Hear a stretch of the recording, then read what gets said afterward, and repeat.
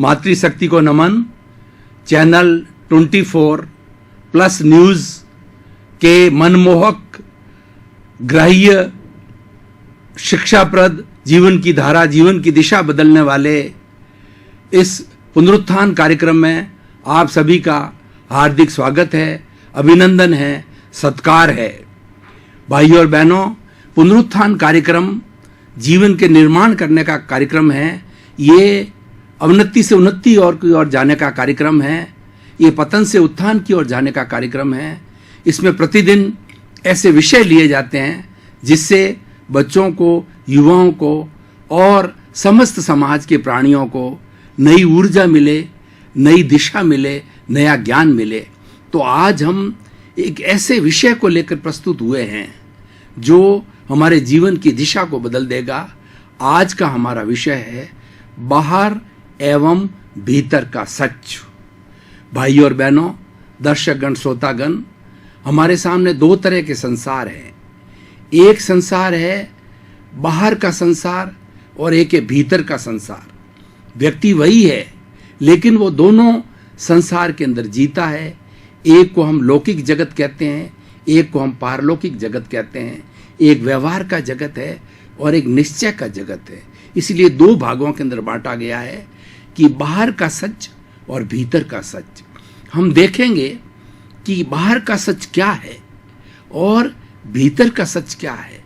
फिर दोनों का आपस में ब्लेंडिंग करके, सामंजस्य बिठा करके, संतुलन बिठा करके हम एक ऐसे व्यक्तित्व का निर्माण करेंगे कि वह व्यक्ति भीतर और बाहर के सच में संतुलन स्थापित करके एक अच्छा इंसान में बने, एक अच्छा व्यक्तित्व बने। सबसे पहले हम बाहर के सच की बात करते हैं।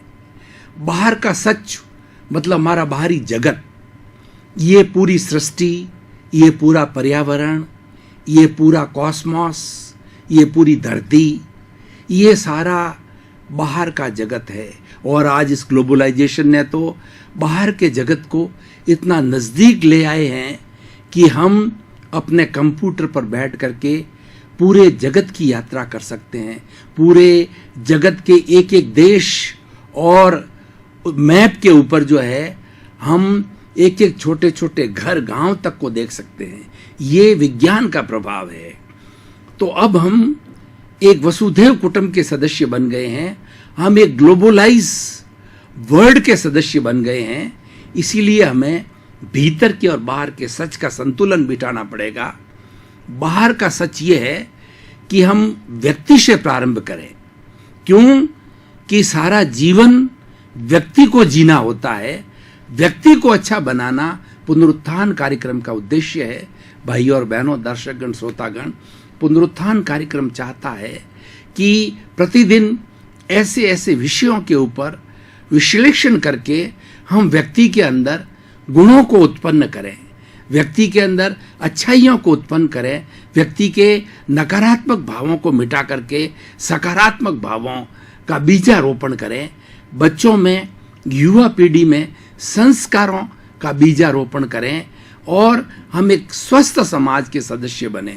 हमारा समाज एक स्वस्थ समाज बने जिसमें सबको सुख मिले, जिसमें सबको शांति मिले और सब भाईचारा, प्रेम, आनंद के साथ जी सके।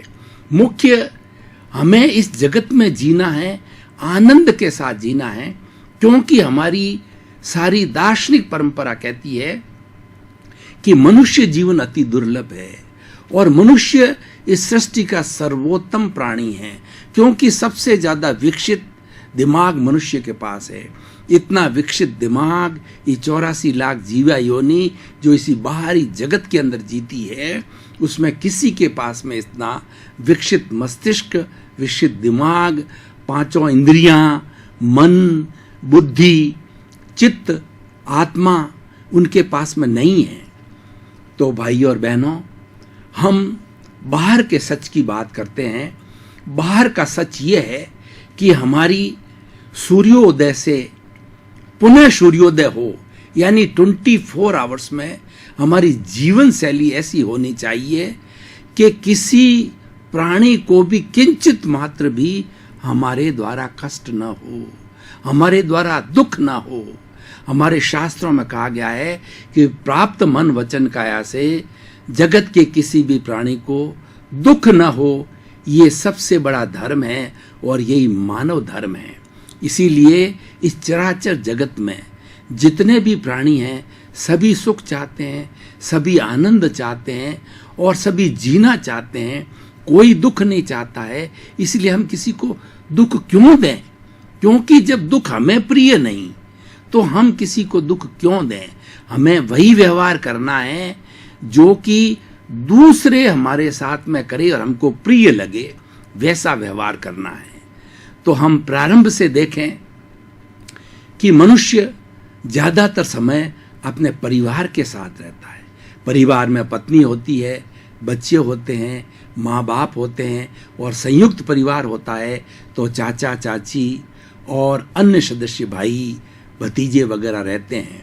हमारी भारतीय परंपरा में संयुक्त family system, joint family system लंबे समय से चला था। 2-2, 3-3 पीढ़ियां एक साथ जीवन यापन करती थी और बड़े आनंद के साथ रहती थी।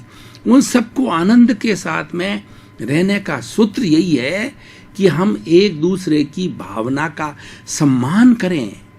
बुजुर्ग लोग हैं वो छोटों को वात्सल्य दे और छोटों का कर्तव्य है कि वह बुजुर्ग को सम्मान दे।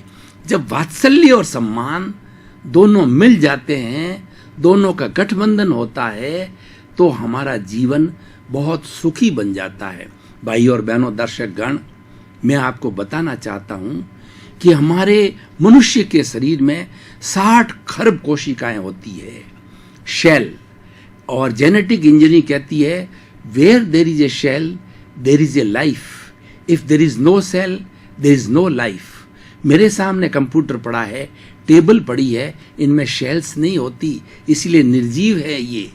और जो निर्जीव होता है उसको कोई सुख दुख नहीं होता, वो कोई संवेदना नहीं करते, वो कोई अनुभव नहीं करते, वो कोई प्रतिक्रिया नहीं करते, क्योंकि उनमें चेतना नहीं होती है।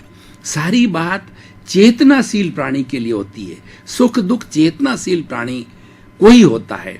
इसीलिए हम भीतर और बाहर के सच की जो बात है वो चेतनाशील प्राणियों के संदर्भ में कर रहे हैं। और जितना पुद्गल है, जितना ठोस है, जितना पदार्थ है, ये सृष्टि पंचभूतात्मक है। पृथ्वी, जल, अग्नि, वायु, आकाश, ये पंचभूतों से ये हमारी सृष्टि बनी है और पंचभूतों से हमारे जीवन का पोषण होता है। तो हम इस जगत में कैसे रहें, ये आज के विषय का मुख्य मुद्दा है। सबसे पहले बात यह है कि हमारा 24 आवर्स की जो लाइफ स्टाइल है वो हमारी सादगी पूर्ण होनी चाहिए। Simple living and high thinking फॉर्मूले पर बेस्ड होनी चाहिए। जितनी जितनी आवश्यकताएं कम होगी उतनी उतनी चिंताएं कम होगी, उतना उतना सुख ज्यादा होगा, उतना उतना टेंशन कम होगा और उतना उतना जीवन जो है वह अच्छा बनेगा। और सबसे बड़ी बात यह है कि बाहर के सच को जानने के लिए बाहर का सच यह कहता है कि आपकी जो सोच है वो नकारात्मक न होकर के सकारात्मक होनी चाहिए। मैं एक टीचर हूँ, प्रोफेसर हूँ, कुलपति हूँ। मैं मेरी जब क्लास लेता हूँ, चाहे छोटे बच्चे हों चाहे कॉलेज के बच्चे हों, तो उनको 3 स्लोगन्स दिया करता हूँ। थिंक पॉजिटिव, डू पॉजिटिव और बी पॉजिटिव। बंधुओं, ये छोटे छोटे सूत्र इतने इम्पोर्टेंट, इतने ग्राह्य है, इतने अनुकरणीय है कि हमारी इनका हम पालन करें तो जीवन की दिशा ही बदल जाती है। और जीवन की दिशा को बदलने के लिए ये पुनरुत्थान कार्यक्रम रखा गया है। ऐसा कहा जाता है कि दिशा बदल दो, दशा बदल जाएगी। मैं आपको भाई और बहनों, दर्शकगण, श्रोतागण, एक उदाहरण के साथ बताना चाहता हूं कि हमारी सारी प्राण शक्ति जो है, हमारी जो रीढ़ की हड्डी है, उस रीढ़ की हड्डी के नीचे जो हमारा शक्ति केंद्र है, वहाँ हमारी शक्ति का, हमारी एनर्जी का एक सागर लहराता है, एक तालाब है, एक कुआं है। ये एनर्जी अगर हम ऊपर नहीं उठा करके, हमारा ऊपर यानी सहस्त्र सार में उठा करके इसका स्थानांतरण करते हैं, तो ये ज्ञान केंद्र ऐसा है कि यहाँ पर एनर्जी आने के बाद के अंदर रूपांतरण होने के बाद में जो है हमारे जीवन की दिशा बदल जाती है। यानी हमने दिशा को बदला, उस एनर्जी को नीचे से ऊपर की ओर कुंडलिनी जागरण करके उठाया। समय नहीं है वरना प्रयोग करके बताता, लेकिन सामान्य व्यक्ति, पशु पक्षी जो कि अच्छा जीवन नहीं बनाना चाहता है, वह भोग में, विलास में, आमोद में, प्रमोद में, रिक्रिएशन में, खाने में, पीने में सारी उस शक्ति का जो है वो नष्ट कर देता। नॉर्मल यही होता है, लेकिन बिरले महापुरुष होते हैं, अच्छा जीवन जीने वाले होते हैं, शक्ति को ऊपर उठा लेते हैं। तो भाई और बहनों, दर्शक गण, मैं बात कर रहा था नेगेटिव और पॉजिटिव थॉट्स की। हम ये भीतर को जगत को जोड़ने वाला और बाहर के जगत को जोड़ने वाला जो ब्रिज है वो हमारे विचार है।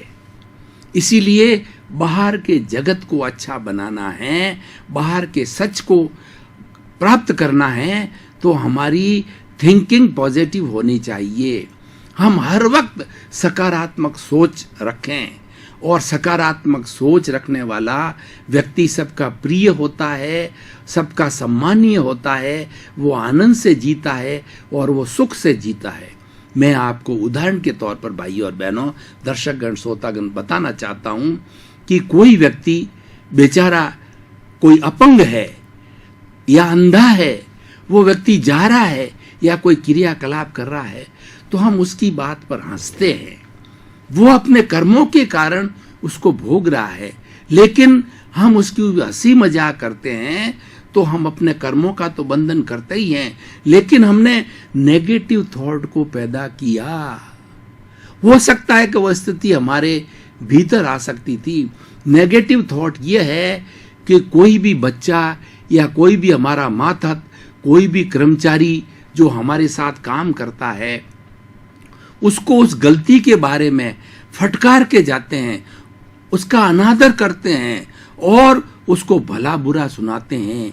ये सारी नेगेटिव थिंकिंग है। उससे हमारी एनर्जी वेस्ट होती है और उसके मनोभाव बिगड़ते हैं, उसकी भी एनर्जी वेस्ट होती है। अगर दोनों की ओर ये प्राय होता है, क्योंकि हम जिस समाज के अंदर जीते हैं वहाँ हमारा विनिमय चलता है, हमारी भाषा का विनिमय चलता है। मन, वचन, काया, ये तीन घटक हमारे कार्य करने के हैं। मन के द्वारा हम चिंतन करते हैं, स्मृति करते हैं और कल्पना करते हैं, इंद्रियों के विषय की जानकारी करते हैं।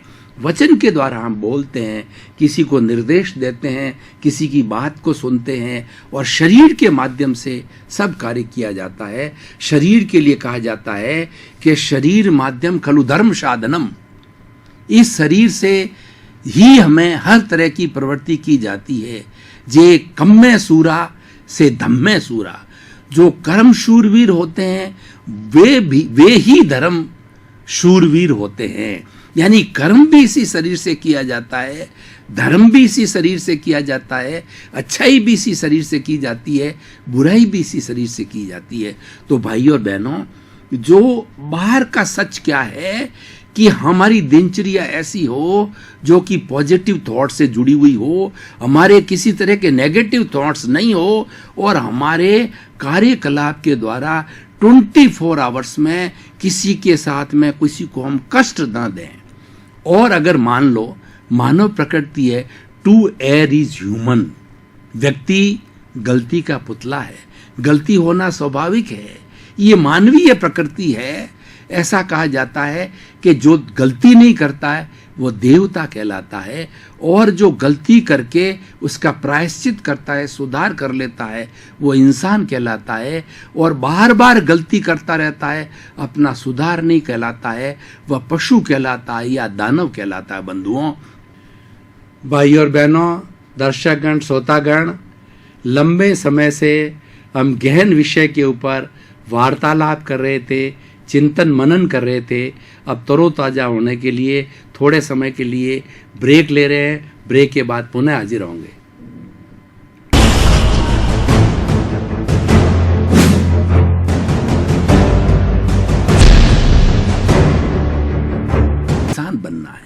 हमारा लक्ष्य बाहर के सच को जानने का ये है कि हम अच्छे इंसान बने, तो इसीलिए हमारा जो हमारे विधायक भाव होने चाहिए, हमारा जीवन सादगीमय होना चाहिए।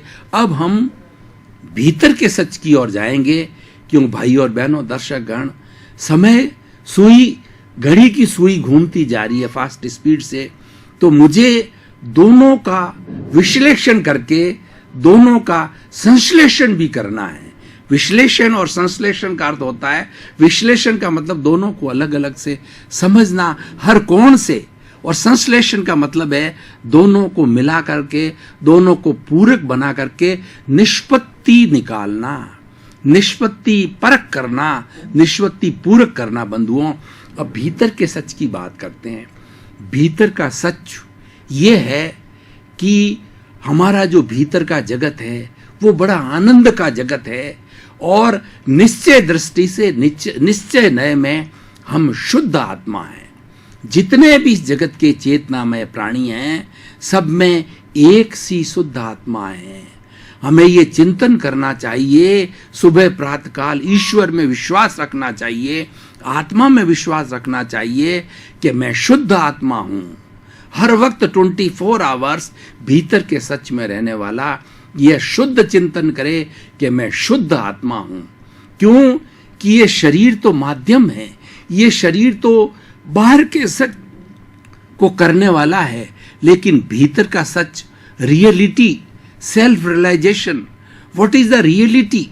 We are to search the reality, search truth your self. और वो रियलिटी है कि मैं शुद्ध आत्मा हूं, और ये मेरी शुद्ध आत्मा अनंत ज्ञान वाली है, अनंत दर्शन वाली है, अनंत चेतनामय है, अनंत शक्तिमय है, और अनंत सुख का धाम है। ऐसा कहा जाता है कि जो मृग होता है, वो मृग जो है वो कस्तूरी तो उसकी नाभि में होती है, लेकिन उसकी सुगंध को देख करके इधर उधर वो मारा फिरता है। उसको मालूम नहीं है कि वह कस्तूरी जो है मेरी नाभि के अंदर निवास करती है। तो उसी तरीके से हमको ये ज्ञान नहीं है। हमें जब तक ज्ञान प्राप्त नहीं होगा, सच्चा ज्ञान प्राप्त नहीं होगा, भीतर के सच की प्राप्ति नहीं होगी। और भीतर के सच की प्राप्ति करने के लिए हमको सद्गुरु का साक्षात्कार जरूरी है। क्यों? गुरु बिना ज्ञान नहीं। गु का मतलब होता है अंधकार, अज्ञान का अंधकार। रू का अर्थ में दूर करने वाला। सच्चा गुरु वह होता है जो अज्ञान रूपी अंधकार को दूर करे, और अज्ञान रूपी अंधकार दूर हो गया तो फिर हम ज्ञानी बन गए, तो भीतर का सच हमें पता पड़ जाएगा। एक बहुत घना अंधेरा है जंगल के अंदर, और एक छोटा सा दीपक जला दिया जाता है तो आसपास की सारा अंधेरा जो है छू मंतर हो जाता है, हमें चीज दिखाई देती है। बंधुओं, ये दीपक जो है वो ज्ञान का प्रतीक है। दीपक स्व पर प्रकाशक है। हमारी आत्मा ज्ञानमय है, चेतनामय है, और स्व पर प्रकाशक है, यानी स्वयं प्रकाशित है और दूसरे को प्रकाशित करने वाली है। ये भीतर का सच है। अब हम भीतर के सच की बात करते हैं तो हमारी आत्मा शुद्ध तो है, लेकिन वो कर्मों से आबद्ध है, उसके साथ अशुद्धि जुड़ी हुई है। वह बद्ध आत्मा है, और बद्ध आत्मा होने के कारण ही इस शरीर में निवास करती है। ये शरीर आत्मा का, प्रभु का मंदिर है, और इसके भीतर जो विराजमान है वो शुद्ध आत्मा भगवान है, वह परमेश्वर है, वह ईश्वर है। हमारी सृष्टि में जितने भी ईश्वर है, 33 करोड़ देवी देवता कहिए या कोई भी ईश्वर कहिए, वह स्वयं हमारी आत्मा ईश्वर है। तो उसकी साक्षी से जो है हमें सारा कार्यकलाप करना चाहिए, और जो कुछ मांगना हो हमारे भीतर विराजमान शुद्ध आत्मा भगवान से मांगा जाए कि हे मेरे भीतर विराजमान शुद्ध आत्मा भगवान, आप अलग हो और मेरा नाम सोहन राज है। तो अपना नाम बोल करके कि हे मेरे भीतर विराजमान शुद्ध आत्मा भगवान, आप अलग हो और सोहन राज अलग है। हे मेरे भीतर विराजमान शुद्ध आत्मा भगवान, आप रियल हो और सोहन राज रिलेटिव है। ऐसे सोहन राज ने कई तरह के जो 84 लाख जीवा योनि में भ्रमण करके और कई जीवों का कई तरह के शरीर धारण किए, लेकिन आप तो अजर हो, अमर हो, अविनाशी हो। आत्मा के लिए कहा जाता, शुद्ध आत्मा के लिए, कि आत्मा अजर होती है, अमर होती है, अविनाशी होती है, रंग नहीं होता, रूप नहीं होता, गंध नहीं होता, वर्ण नहीं होता। तो होता क्या है? वो अनंत आनंदमय है, सुखमय है। हमारे जीवन का हम दोनों को भीतर और बाहर के सच की ब्लेंडिंग करेंगे, संश्लेषण करेंगे, सिंथेसिस करेंगे, तो ये निष्कर्ष निकलेगा कि हमारा बाहर का और भीतर का जगत इस सामंजस्य के साथ में मिल जाए कि हमें सुख की प्राप्ति हो। वो सुख हमारे भीतर है। हम नया कुछ नहीं करते, इस सृष्टि में नया कुछ नहीं होता है। हमारी आत्मा वो स्वयं उसकी प्रॉपर्टी है कि उसमें अनंत ज्ञान, अनंत दर्शन, अनंत चारित्र, अनंत सुख भरा पड़ा है, लेकिन कर्मों का आवरण है। और इस आत्मा के ऊपर हमारी दार्शनिक परंपरा कहती है कि उस आत्मा के ऊपर 8 तरह के पर्दे पड़े हुए हैं। उन पर्दों को ज्यों ज्यों हटाते जाते हैं, ज्ञान का प्रकाश होता है, दर्शन का प्रकाश होता है। भाइयों और बहनों, दर्शकगण, श्रोतागण, मैं एक उदाहरण के तरह आपको बताना चाहता हूं कि जो हमारे साधु महात्मा होते हैं, वो एक तुम्बी रखते हैं जिसको हम कमंडल कहते हैं, पानी पीने के लिए। उसको जब खोखला किया जाता है तो खोखला करने पर वो एकदम हल्की हो जाती है, और खोखले की हुई तुम्बी को अगर पानी के अंदर डाला जाए तो कभी नहीं डूबती है। तो ऐसी हमारी ये शुद्ध आत्मा को मैं एक रूपक के रूप में बताना चाहता हूँ। भीतर का सच ये है कि हमारी शुद्ध आत्मा उस तुम्बी की तरह जो तरती रहती, यानी वो मोक्ष के अंदर निवास करती है, केवल आनंद के अंदर, केवल ज्ञान दर्शन के अंदर वो समाहित रहती है और मस्त रहती है। उसके कोई शरीर नहीं होता है, वो अशरीरी होती है। भीतर का सच है। अब आप देखिए, उस तुम्बी पे एक लेप किया मिट्टी का और उसको सुखाया, फिर उसके बाद में दूसरा लेप किया, फिर सुखाया, फिर तीसरा किया, चौथा किया, पांचवा किया, छठा किया, सातवां किया, आठवां किया। मिट्टी के लेप करते रहे, 8 लेप किए, लेयर्स चलाई उसके ऊपर, और उस तुम्बी को जो है हमने तालाब के अंदर डाल दिया। तो हमने देखा कि वो तुम्बी डूब गई। तो भाई और बहनों, दर्शकगण, श्रोतागण, ये हमारा शरीर भी उस तुम्बी की तरह है। हमारी आत्मा के ऊपर 8 लेयर्स आई हुई है, 8 मिट्टी चढ़ी हुई है, 8 अशुद्धियां चढ़ी हुई है। वो जिसको हम कर्म कहते हैं, ये कर्म विज्ञान है। कभी कभी चर्चा चलेगी तो पूरा कर्म विज्ञान को हम खोल खोल करके बताएंगे कि वो कौन से 8 आवरण हैं। ज्ञानावरणीय कर्म, दर्शनावरणीय कर्म, वेदनीय कर्म, मोहनीय कर्म, आयुष्य कर्म, नाम कर्म, गोत्र कर्म और अंतराय कर्म। ये 8 लेयर्स उसके ऊपर आए हैं। 8 लेयर्स आने के कारण जो हमारी आत्मा बद्ध है और ये शरीर धारण करती है। अब हम उस आत्मा का चिंतन करते हैं, अगर समझ को सही करते हैं। सबसे बड़ी बात है कि हमारी राइट बिलीफ होनी चाहिए। रॉन्ग बिलीफ का समाप्त होना मतलब ज्ञान की प्राप्ति होना। रॉन्ग बिलीफ क्या है कि ये शरीर मेरा है, शरीर के आगे कुछ नहीं है। राइट बिलीफ क्या है कि शरीर रिलेटिव है, रियल मेरी शुद्ध आत्मा है, और ये रियल और रिलेटिव दोनों अलग अलग है। शरीर भिन्न है, आत्मा भिन्न है, और मैं करता नहीं हूं, मैं तो मात्र निमित्त हूं। करता है इस जगत की व्यवस्थित शक्ति है। जो मैंने बाहर के जगत सृष्टि की बात की है, जगत का नियंता व्यवस्थित शक्ति है, लेकिन उस व्यवस्थित शक्ति में जैसे दूसरे संयोग है, जैसे कि पृथ्वी, जल, अग्नि, वायु, आकाश, वो संयोग हैं, और जितने हमारे ट्रांसपोर्ट के साधन हैं, जितने हमारे भोजन के दूसरे दूसरे संयोग हैं, उसी तरीके से मैं भी एक संयोग हूं। मैं भाई और बहनों, दर्शकगण, श्रोतागण, आपका बहुत बहुत धन्यवाद, साधुवाद, आपके पास कृतज्ञता।